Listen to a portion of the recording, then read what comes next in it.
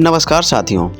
अपना उल्लू सीधा करने के बाद या काम निकलने के बाद लोग आपके साथ कैसा व्यवहार करते हैं, इसको एक स्टोरी या कहानी से समझते हैं। एक बार क्या हुआ, एक व्यक्ति मार्केट से एक मुर्गा लेकर आया और मुर्गा को घर में लाया। उसके साथ खुशी खुशी प्यार से रहने लगा। मुर्गा भी इसके साथ प्यार से रहने लगा। कुछ दिनों बाद ऐसा हुआ कि मुर्गा को इसके साथ रहने की आदत लग गई। इसको भी कुछ दिनों तक मुर्गे के साथ अच्छा लगा। कुछ दिनों के बाद इसका मुर्गे से मन भर गया। इसने सोचा कि बहुत दिन हो गए, अब क्या करेंगे, इस मुर्गे को रखे, चलो इसका वध करके इसकी मीट बना के खा लेते हैं। अब सोचा कि मुर्गा तो मुझसे बहुत प्रेम करने लगा, अब इससे डायरेक्ट कहें कैसे कि मैं आपका वध करूंगा। तो इसके दिमाग में एक आइडिया आया, क्योंकि मुर्गा के नेचर होता है कि सुबह को बांग देना, पंख फड़फड़ाना, अपने पंख अंग सीधा करता, गर्दन गर्दन उठाता है। तो इसके दिमाग में आइडिया है, इसको ऐसी बात कह दूं जो ये ना मान पाए और हम इसका वध कर दें। तो उसने बोला कि कल सुबह आप बांग नहीं दोगे, अगर बांग दी तो मैं तुम्हारा वध कर दूंगा। मुर्गा ने सुनी ये बात, थोड़ा सा डर गया, उसे अच्छा तो नहीं लगा, लेकिन फिर भी उसने मालिक की बात मान ली। उसने कहा चलो भाई, बात मान लेंगे।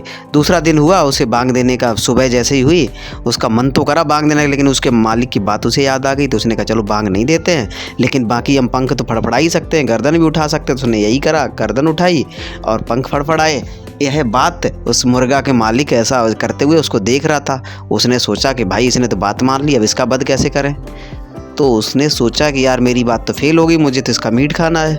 दूसरे दिन उसने उसको दूसरी तेज चेतावनी दे दी कि कल से तुम पंख भी नहीं फड़फड़ाओगे, अगर तुमने पंख फड़फड़ाए तो मैं तुम्हारा वध कर दूंगा।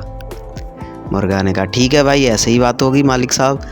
दूसरे दिन उसका मन तो करा पंख फड़फड़ाने का और बांग भी लगाने का, लेकिन बांग नहीं लगाई। मालिक की बात याद आ गई और सुबह होते ही उसके सामने खड़ा हो जाया करता था मालिक, ताकि ये थोड़ी सी गलती करे और हम इसको काट दें और बढ़िया सी मीट बना के खा जाएं।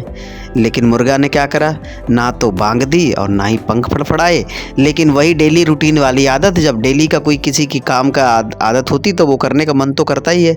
तो मुर्गा ने अपनी गर्दन को ऊपर उठाया, गर्दन को ही हिलाया, पंख नहीं हिलाए। तो मालिक ने कहा यार ये तो फिर बच गया।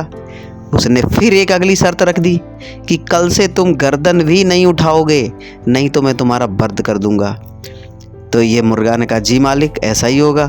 दूसरे दिन फिर मुर्गा का मन तो बहुत कर रहा था सुबह सुबह गर्दन उठाने का, पंख फड़फड़ाने का और बांग देने का, लेकिन डर गया। सोचा कि अगर मालिक की बात नहीं मानी तो ये मुझे मार देंगे, मेरा वध कर देंगे।